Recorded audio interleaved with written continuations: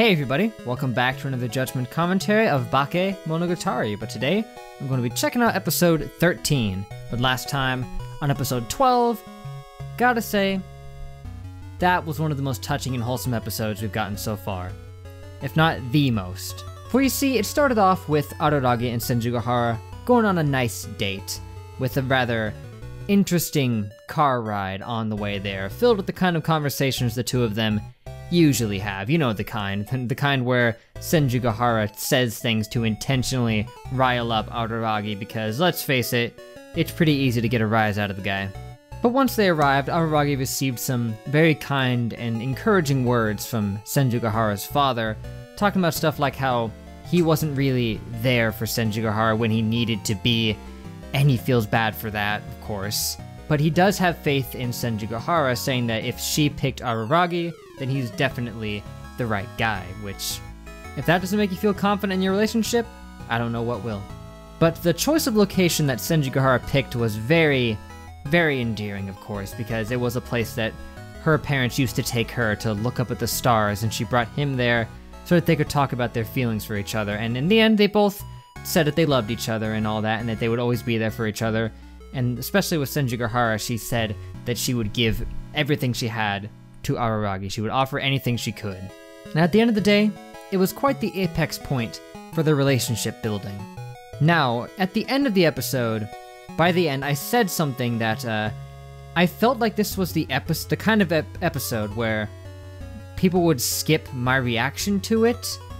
That's what I felt like, and of course, this was met by a lot of people saying that this was their favorite episode of Bakemonogatari, and they wouldn't see why people would skip it, which, of course, I can get why people would say this is their favorite. It was really good, but I was merely speaking from experience with other episodes of things I reacted to in the past when they've had ones of a similar nature to this.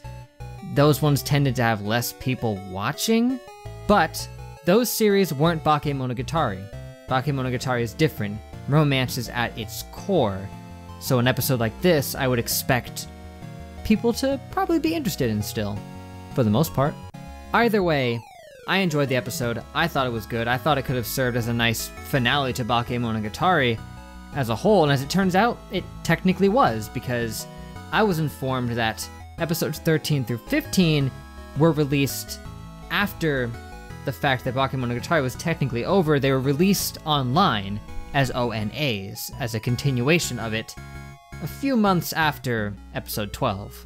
So that would explain why episode 12 felt kinda finale-esque, because it kinda was, but not really, because they intended to continue it with the next 3 episodes online. Don't know why they decided to do that, but So yeah, like I said before, super touching, nuanced approach to the episode that was just wholesome all the way through.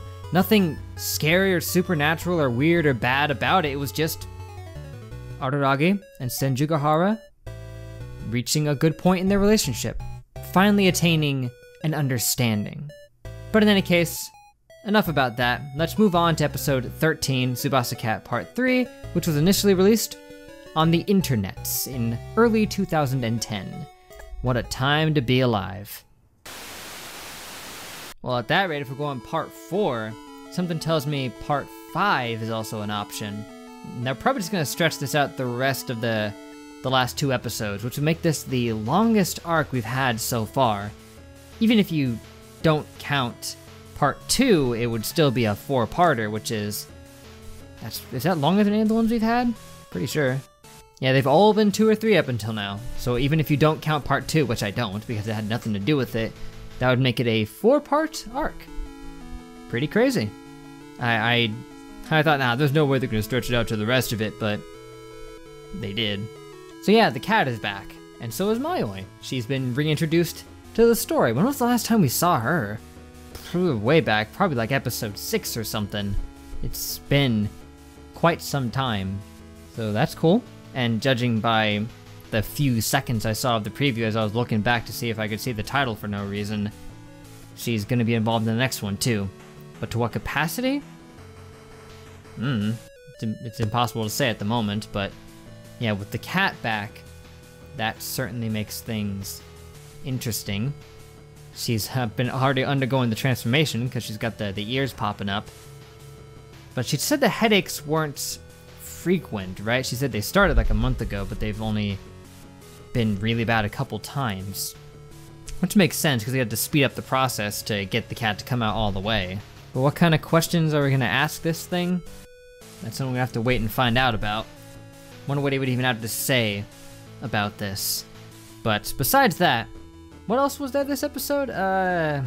They were having that conversation about those jokes from the radio show, which sadly my uncultured self, some of those flew right over my head. But hey, I got the video store one for the most part, so that's fun.